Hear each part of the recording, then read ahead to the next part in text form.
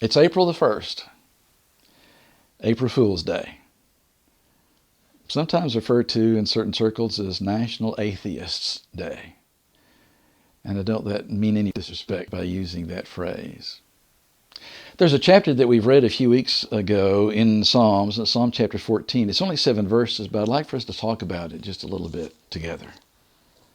Here's what it says. The fool has said in his heart, there is no God. They are corrupt. They've done abominable works. There is none who does good.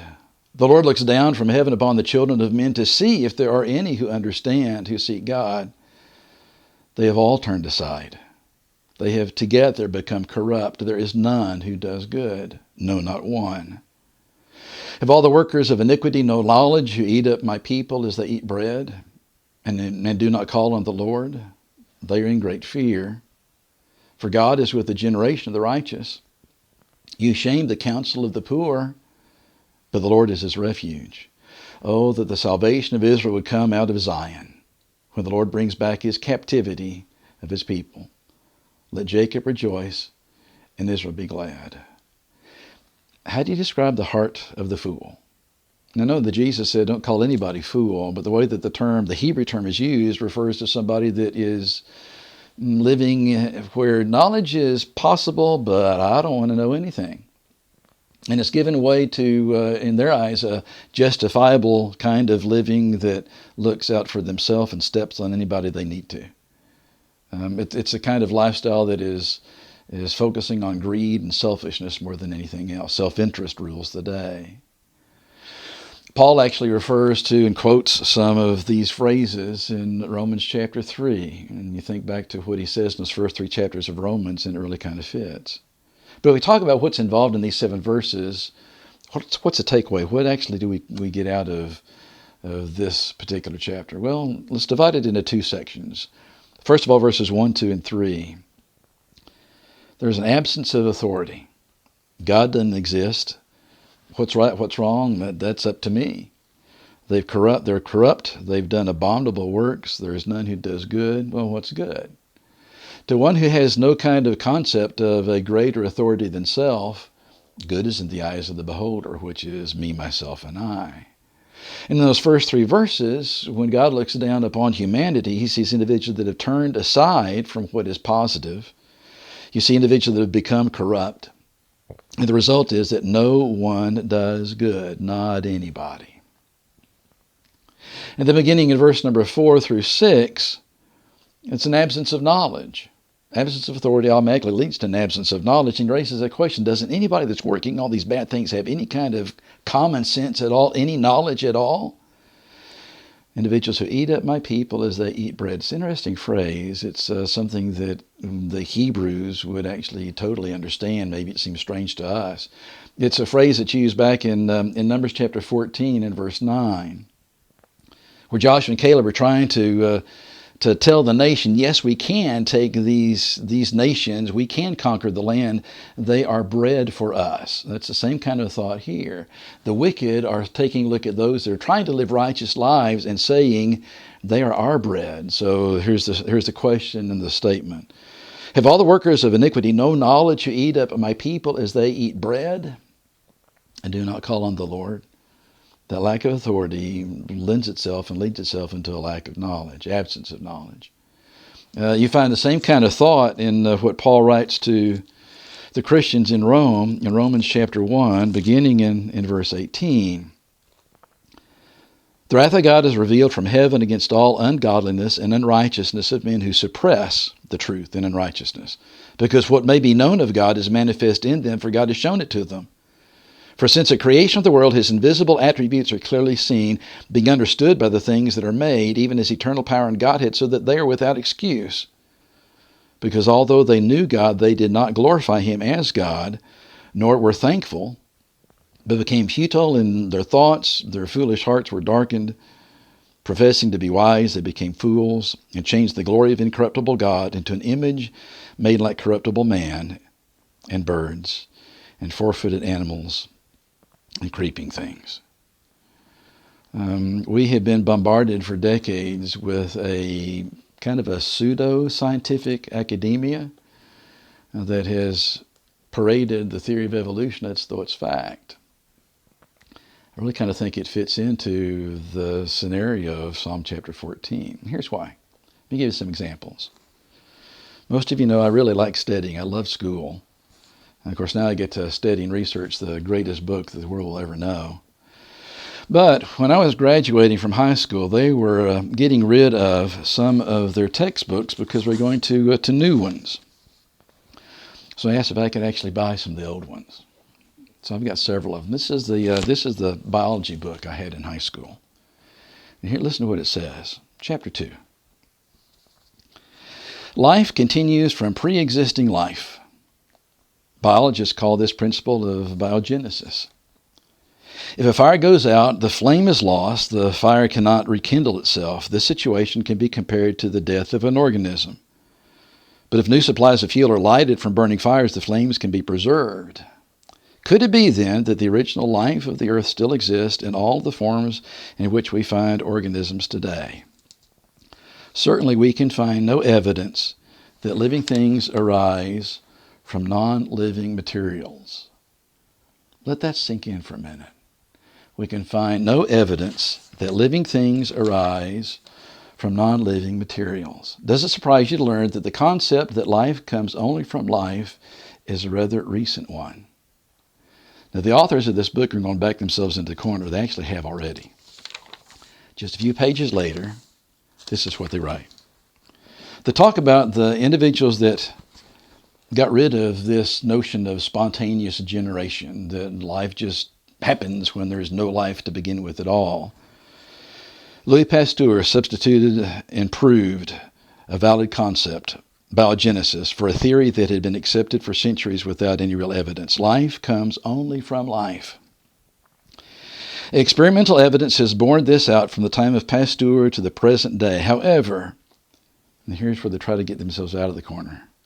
However, we can neither assume that a biogenesis, life from non-life, has never occurred, nor that it could never happen again. Now, why'd they put that sentence in there?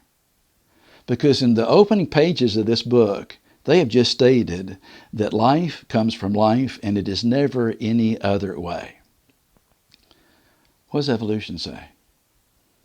Ultimately, there were chemicals that came together in some kind of primeval soup that actually sparked a living cell for the very first time on this planet.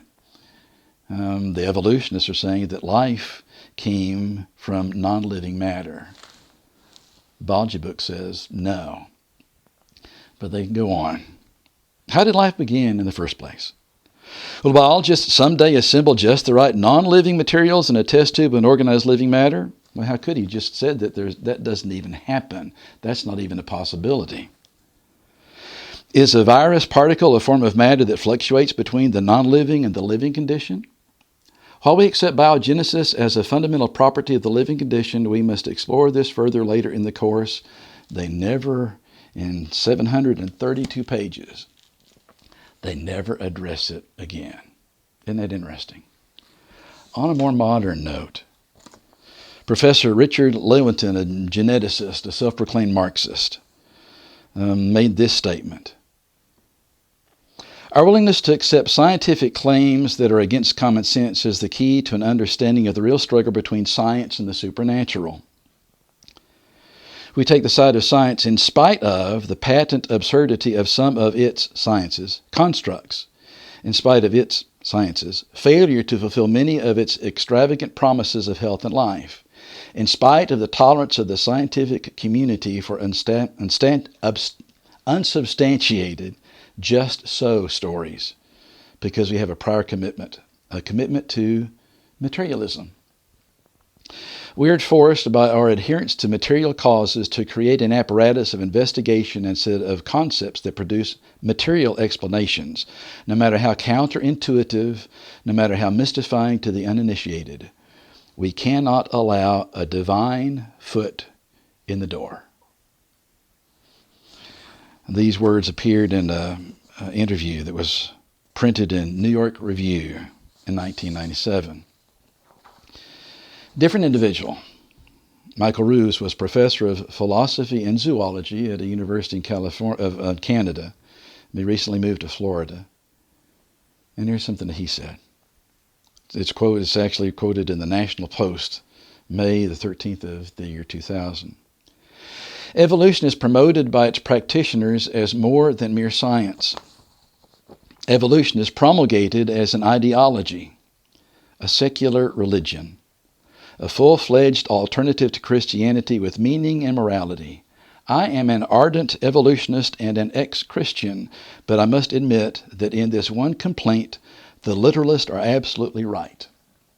Evolution is a religion. This was true of evolution in the beginning. It's true of evolution still today. Scientific basis? No, it's what they want, not really what they found. Whenever you take something and you try to make it fit into a particular conclusion you've already reached, you have problems. Here's an individual who is a book printed by Oxford Press in 1997, The Last Word.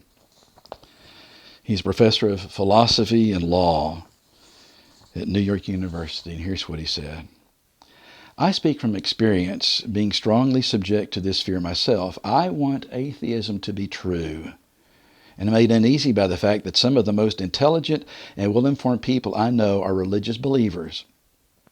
It isn't just that I don't believe in God and naturally hope that I'm right in my belief. It's that I hope there is no God. I don't want there to be a God. I don't want the universe to be like that.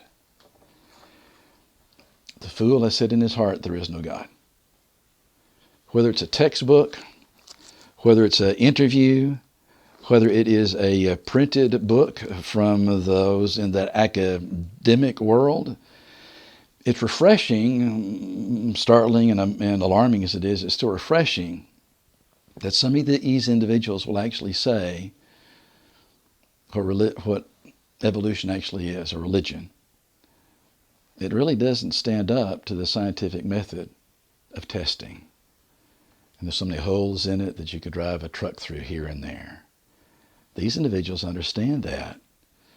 In fact, I've even read through this past week about Carl Sagan, would never classify himself as an atheist. Because he said an atheist is one who absolutely believes he can totally prove that God doesn't exist. He said, I don't know that much. So he classified himself as an agnostic, even though so much that he wrote sounded like pure atheism. It is still the case that truth can be investigated, evaluated, rationalized, but we need to take a look at it for what it is.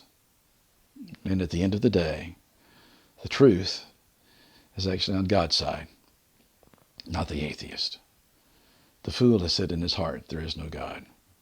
And hopefully those individuals that feel that way, that express these kind of feelings as the quotes we've just read, will finally get to realize that just living by that kind of concept that this is all that there is a very dire and terrible way to live. Please stay safe this week. We'll talk again soon.